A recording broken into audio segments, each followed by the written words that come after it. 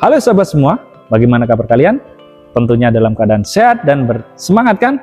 Jumpa lagi dengan saya John Arif Lesmono, guru teknik sepeda motor dari SMK Negeri Rowokangkung. Pada video kali ini kita akan belajar tentang sistem rem pada kendaraan sepeda motor. Yang pertama, sistem rem cakram, dan yang kedua, sistem rem tromol. Tonton terus video saya sampai selesai agar kalian paham tentang materi yang saya berikan.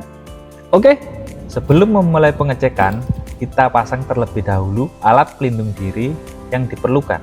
Dalam pemeriksaan sistem rem pada jenis motor matic, kita harus mempersiapkan mistar baja dan kunci ring nomor 14 mm dan kunci pas ukuran 8 mm.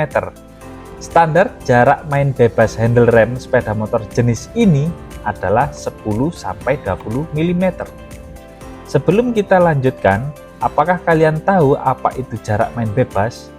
Jarak main bebas adalah gerak bebas tuas rem sebelum terjadinya kompresi atau tekanan. Gerak bebas diperlukan untuk menjaga sistem pengereman agar tidak terus terjadi pergesekan antara kapas rem dengan cakram ataupun tromol.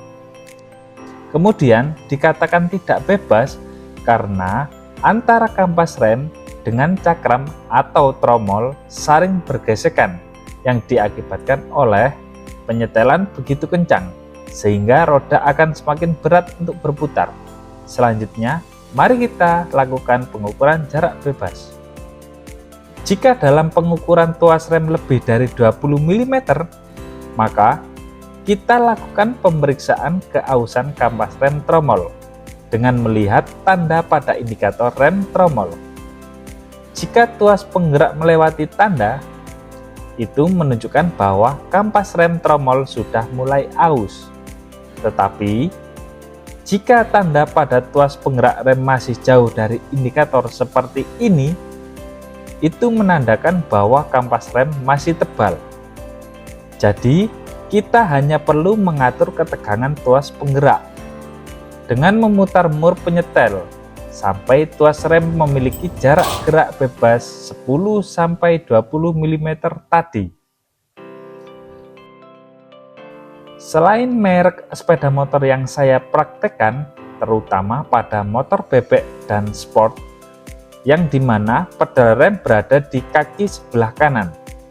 Secara mekanismenya sama seperti rem tromol yang ada pada sepeda motor matic.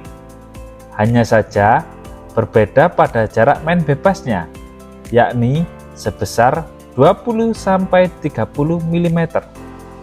Nah, penyetelan rem tromol sudah selesai. Kemudian kita akan lanjutkan ke sistem rem cakram atau rem hidrolis. Pada rem hidrolis tidak ada cara penyetelan jarak main bebasnya. Akan tetapi, kita tetap perlu mengukur jarak main bebasnya. Karena jarak main bebas dapat berubah menjadi lebih dalam akibat beberapa kemungkinan masalah, di antaranya kebocoran pada seal, kebocoran selang,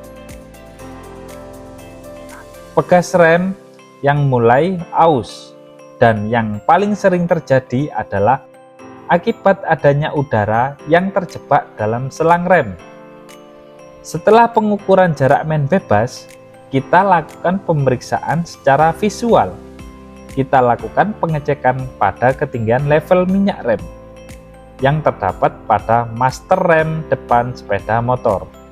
Jika debit minyak berada di bawah garis batas indikator, ini dapat mengindikasikan bahwa terdapat rembesan halus di antara komponen master rem hingga kaliper atau kampas rem yang mulai aus. Berikutnya, kita cek ketebalan kampas rem dari depan. Pastikan kampas masih dalam kondisi tebal agar pengereman tetap optimal dan stabil. Jika semua pemeriksaan dan penyetelan sudah dilakukan sesuai langkah barusan, maka dapat dipastikan sistem pengereman kalian sudah sesuai dengan standar. Nah, bagaimana? Sudah paham kan tentang materi yang saya ajarkan? Semoga video ini bermanfaat. Saya John Arif Lesmono, pamit undur diri. SMK bisa, SMK hebat. Mari bertumbuh, Indonesia maju!